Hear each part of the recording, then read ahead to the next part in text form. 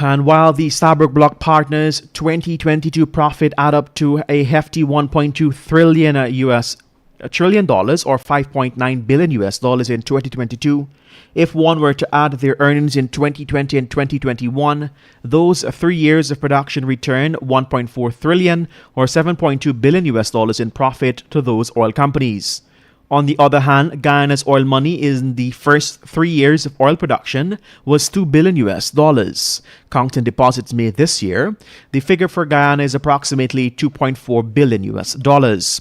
With the fifth project recently approved, ExxonMobil is well on its way to placing 10 FPSO vessels offshore Guyana. Hence, the exploitation of Guyana's resources under the lopsided Stabroek Block production sharing agreement is set to continue. So far, the deal has allowed the local subsidiaries of the Stabroek Block partners to amass more than 18 billion US dollars in combined assets. In other news, while it is widely reported that an oil spill from the Liza Phase 1 project, currently producing over 150,000 barrels of oil, could affect 12 Caribbean states, financial analyst Tom Sanzelo recently alluded that the impact of such a risk should not be taken lightly. Sanzelo said that the islands located within the path of a potential oil spill from Guyana project produce more than 140 billion US dollars of economic activity annually, largely based on the maritime and tourism sector. Taking this into account, along with the economic dissemination that would occur for Guyana, Sanzelo finds it troubling that ExxonMobil Corporation is pushing for Guyana to only accept a $2 billion US parent guarantee for oil spill when the company is worth over $430 billion US dollars. He also finds it odd that the company is refusing to comply with a court order which calls for an unlimited parent guarantee for the Liza Phase 1 project by June 10th or face the suspension of the Liza Phase 1 permit, which he says unequivocally calls for unlimited coverage. Sanzelo added, but it is disturbing that the country's officials are taking Esso's side against the judiciary and the people of Guyana. A government that is prepared to bend the rules in favor of one company is as a weak and unstable government. In other news, the independent consultant that determined a $2 billion parent guarantee US was sufficient enough for ExxonMobil Corporation to provide Guyana for oil spill costs, not satisfied by its subsidiary, Esso, did not utilize data from the Environmental Protection Agency to arrive at said sum.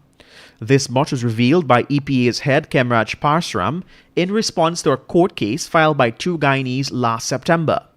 The two men, Frederick Collins and Godfrey White, had approached the court for a declaration that Esso was in breach of its Liza Phase 1 permit, which requires the provision of an unlimited parent guarantee. The EPA head said he disagrees with the contention that the permit calls for an unlimited parent guarantee. The EPA official highlighted that Condition 14.3 provides that forms of financial assurance to be provided by Esso shall be guided by an estimate of the sum of the reasonable credible costs, expenses, and liabilities that may arise from any breaches of the permit. You're listening to us here on Kaieteur Radio 99.1 and 99.5 FM. Shadow Natural Resources Minister David Patterson does not believe Guyanese should be subjected to the court system in seeking compensation from ExxonMobil after an oil spill. Patterson, in an invited comment on Saturday, was responding to a statement made by Vice President Barrett Jagdeo that Guyana would go to court to seek compensation from the oil giant in the event of such an unfortunate incident.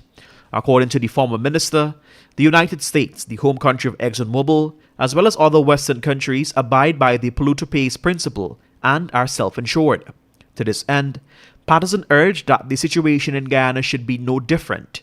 In fact, the parliamentarian pointed out that Exxon is required under the Liza Phase 1 permit to supply the nation with a parent company guarantee to cover the costs associated with a spill that is not covered by the limited insurance policy.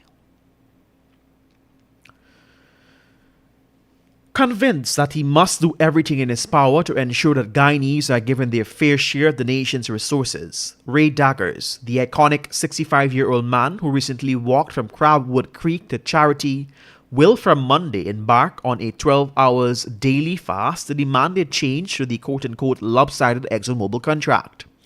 Daggers said that this fast will be done for 12 hours daily from Monday to Friday in front of the office of the president. He intends to continue until the contract is changed in favor of Guyana. Daggers shared the perspective that Guyanese politicians have failed in the role as leaders. And finally, at this time, one of the victims of last Sunday's fire at the Mahdia Secondary School's female dormitory, who is listed as critical, was on Saturday medevaced to a hospital in New York for further treatment, the Ministry of Health announced on Saturday. According to the Ministry of Health, the girl underwent 2 surgeries at GPHC, and though her condition improved steadily, it was deemed necessary that she be transferred to the American hospital. The Northwell Hospital has waived all costs for the child's treatment, and Guyana's UN representative in New York, Caroline Rodriguez, will provide all necessary support needed for both the child and her mother. And with that, we've come to the end of your main newscast on Kaieteur Radio 99.1 and 99.5 FM. My name is Joshua Van Slykeman. Thank you for joining us for these stories and much more. Pick up a copy of the Kaieteur News at the newsstand near you, or head across to our website at www.kaieteurnewsonline.com.